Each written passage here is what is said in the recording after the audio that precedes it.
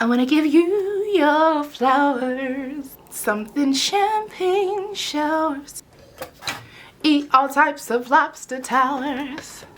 What y'all trying to do?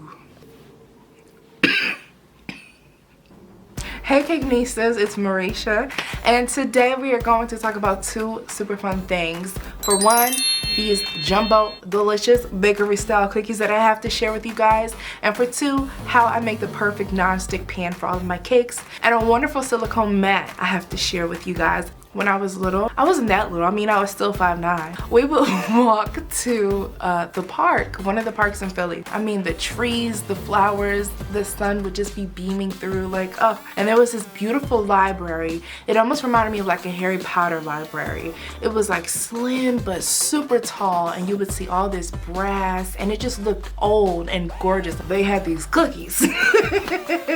I'll never forget.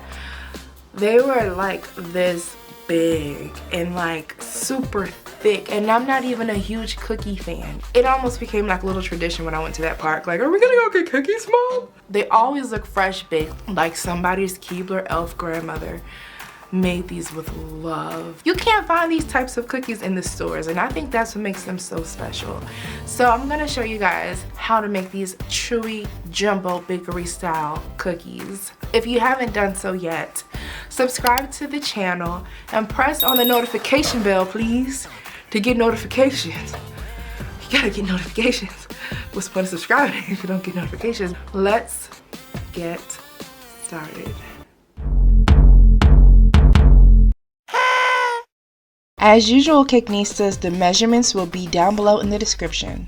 We have flour, brown sugar and white sugar, some salt, some baking powder, and cornstarch. That's what makes this kind of special. And then we're also gonna do, of course, vanilla, some soft butter, and an egg. We're going to start off with our butter, granulated, and brown sugar. The butter wasn't really soft enough. It should be semi-melted, semi-firm.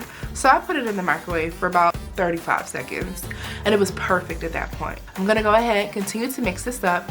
After that, you can also add in your egg and your vanilla.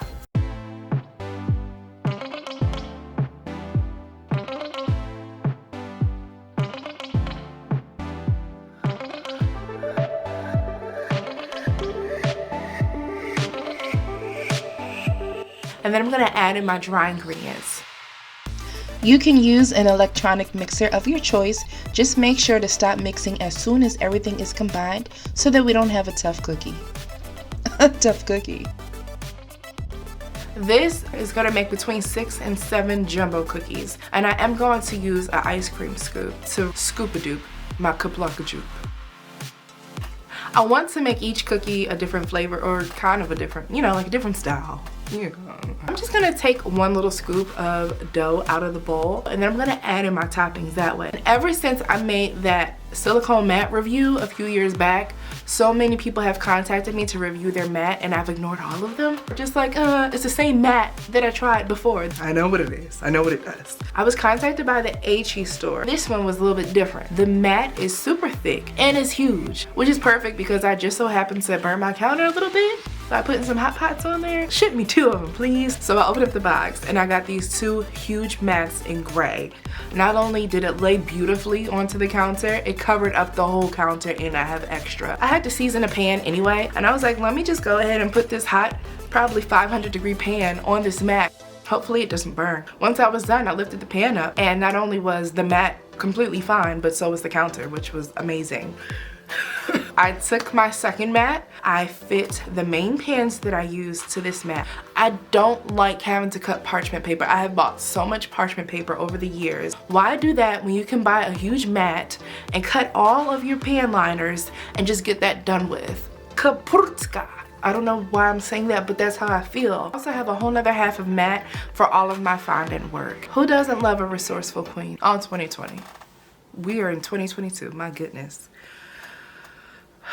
And that is my cue to get back to baking. So for my first cookie, I'm going to do a chocolate chunk. And it's very simple. I'm just going to sprinkle a few of those chunks on there, mix it in with the dough, and then pop that right back into my ice cream scoop and straight onto my cookie sheet.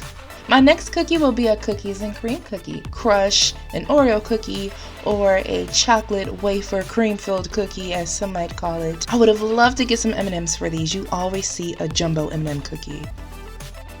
Next, I love a white chocolate cookie, especially white chocolate with dried cranberries. I couldn't find my dried cranberries. I just really didn't feel like looking. But I'm gonna settle for white chocolate.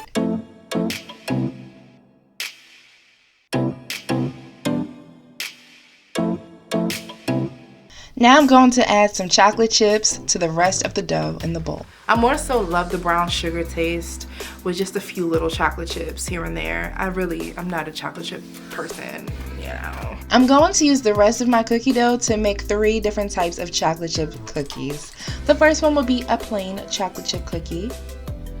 And for the next one, we'll add some color.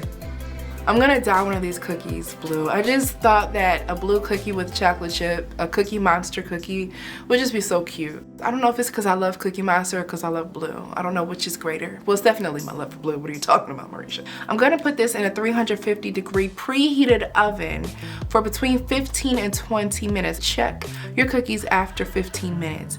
If you feel like they should set up a little longer, go ahead and let them for 5 more minutes. Some people like them slightly undercooked. I'm kind of one of those people because I really love a chewy cookie, but I also don't like salmonella, so I make sure that they're cooked so they're not gonna like hospitalize anybody. That's really good too. After they came out of the oven, I let them sit on the tray for about 5 minutes, and as I'm taking them off, they come off so easily and they are the most perfect golden brown. As you can see, they did not spread too much. They still have great height. They look so delectable. I melted a little bit of chocolate just to drizzle on some. You could do that dipping style. It's not enough to dunk the cookie into, but it is enough to gracefully spread onto half of the cookie, which is what I'm gonna do. These are so nostalgic for me. They really do take me back to walking into the library. Even Borders, we will always get like a cookie and some hot chocolate. I have to go to the library. See, nobody has to go anymore because we have all these books on our phones. It takes away that whole experience, being able to sit and take time out specifically just to read and just to fill your mind with something other than social media. It's very important. Get out and go to the library. Well, that was my PSA for the day. Hopefully I inspired you guys to go and support your local bookstore at least. It is so important. You know what I'm doing. I'm adding gold. I do that in every video. It's really nothing new at this point. We've got the most gorgeous jumbo chewy oinky doinky cookies ever. We took one batch and we made several different cookie flavors. These are so much fun to make and they're so easy to make. They're seriously heavenly, you guys. So I hope that you try them out.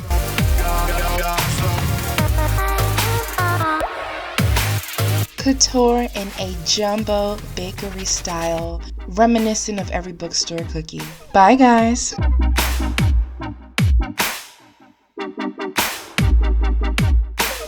I hope that you guys enjoyed this video. This one was nice and laid back, wasn't it?